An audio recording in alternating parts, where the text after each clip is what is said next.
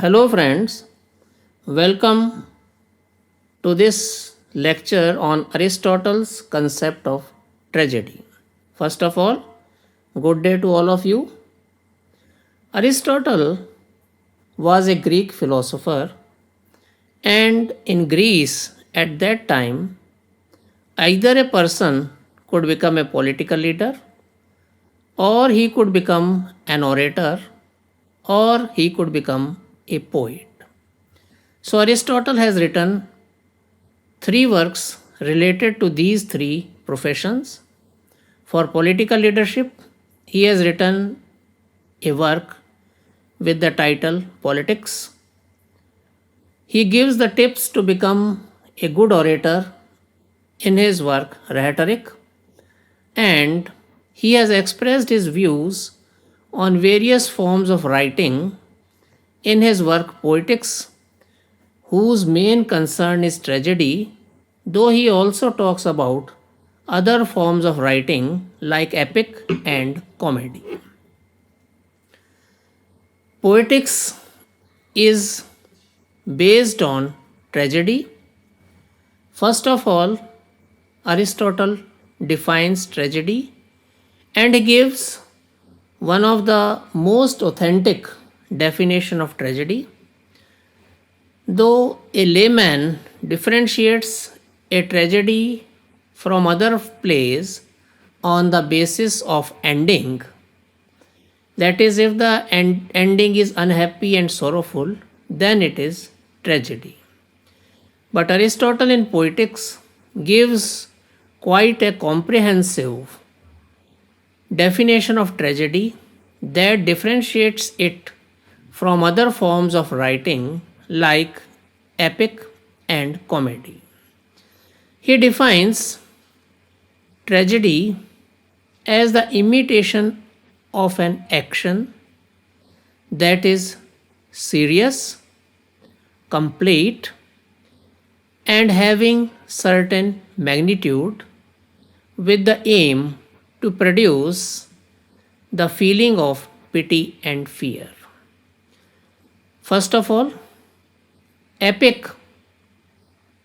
First of all, tragedy is action that differentiates it from epic because in epic the medium of imitation is narration and not action.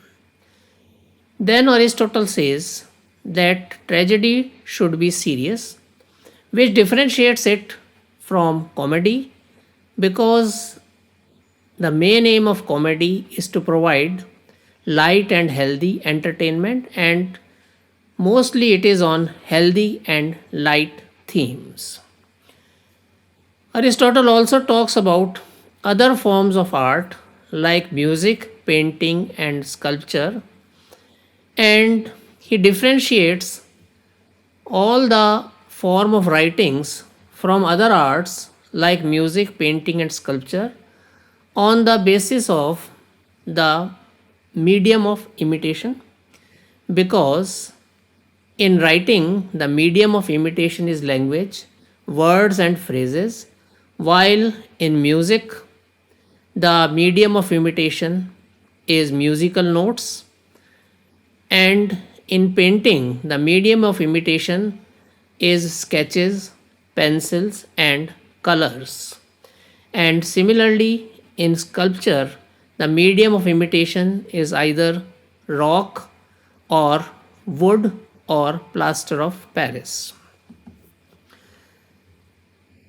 He defines tragedy imitation of an action that is serious, which differentiates it from comedy, have certain magnitude, in the form of action which differentiates it from epic, which is in narration, and it should be complete. What is the meaning of completion? Aristotle implies by the term complete that a play should have a beginning, a middle, and an end. Then Aristotle defines a tragedy into basic components like plot, character, thought, diction, spectacle, and song. He considers plot as the most significant component of a tragedy, so he considers plot as the soul of tragedy. And he even believes that there can be a tragedy without a character but not without a plot. As a living being cannot survive without a soul, similarly, a tragedy also cannot survive without a plot. He comes to the definition of plot. He defines plot as the logical and harmonious combination of events and episodes leading to the evocation of the feeling of pity and fear in the audience. The next important component is character because the action takes place through characters. First of all, character should be eminently good, particularly the protagonist of a tragedy. He should be a prominently a prominent man with eminence, and he should have greater proportion of goodness in him. Then only he can command the attention and sympathy of the audience. The tragic character should be mixture of virtues and vices because if the protagonist of a tragedy will be totally good, then also he will not appear natural, and if he is totally bad or evil, then also he will not appear natural, because in a natural world even the worst human being has some goodness, and even the best human being suffers from some evil or vice. So the most pragmatic or ideal tragic hero will be that person who is mixture of virtues and vice, and only such a person can command the attention of the audience. The tragedy occurs not due to the vice or shortcomings in the main character, but due to some wrong decision or some wrong step that has been taken by the main character, which leads to his ruin and fall. This wrong step or wrong decision is considered as tragic flaw or fatal flaw. To give an example of the play Oedipus Rex, Oedipus does not know that in his innocence he has committed the sin of patricide, that is, killing his own father, because he does not know that the kingdom that he is attacking is ruled by his father, and in the battle he kills his own father, and then according to the Greek tradition, the winner or the victor marries all the queens of the defeated king.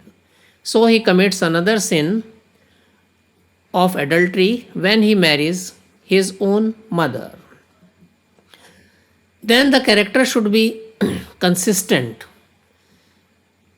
Aristotle even says that if inconsistency is one of the feature of the character of a tragedy, then he should be consistently inconsistent throughout the play.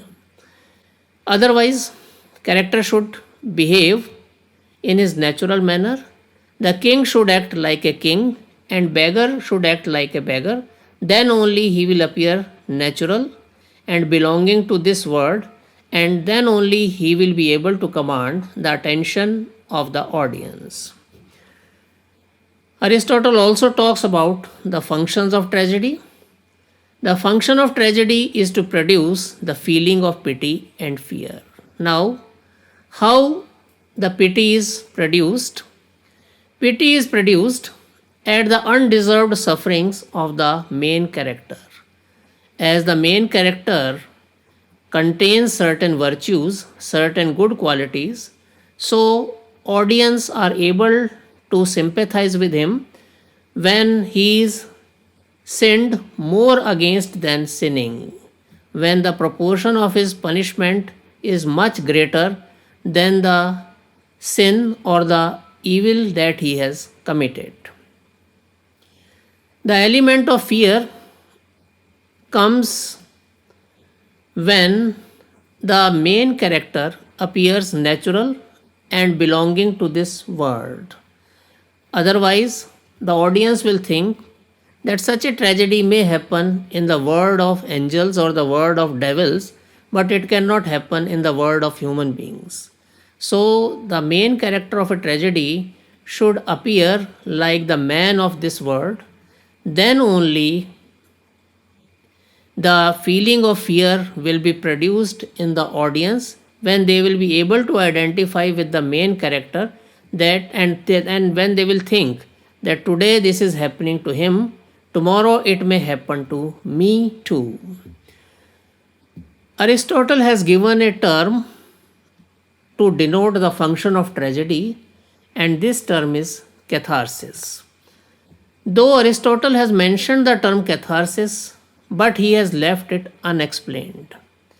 Perhaps Aristotle wanted to write a similar works on comedy and epic also, and in those works he perhaps intended to explain the term catharsis, but either Aristotle could not get time in his life to complete these works, or these works are lost to the modern world. So, as the term catharsis has been left unexplained, so it has become one of the most controversial terms of English literature. Another significant component of tragedy is thought, which can be defined as statement or premise that author endeavors to prove or disprove through the action of the play. It can also be defined as the theme or message that author wants to convey effectively to the viewers through the action of the play. Then comes the component diction, which means language, and it is determined by thought or the theme. Diction can be defined as the choice of words and phrases that author selects to convey his thoughts to the audience effectively. Then comes the last component of tragedy, stage spectacle. Though it is more related to stage director than the author, but still it has got importance as it enhances the entertainment value of the play and as it helps in producing the desired impact effectively on the audience with the help of various light and sound accessories. Thank you very much for listening to this lecture. Good day to all of you once again. I hope you have liked today's lecture, and I hope you will find the coming lectures also interesting. Thank you once again.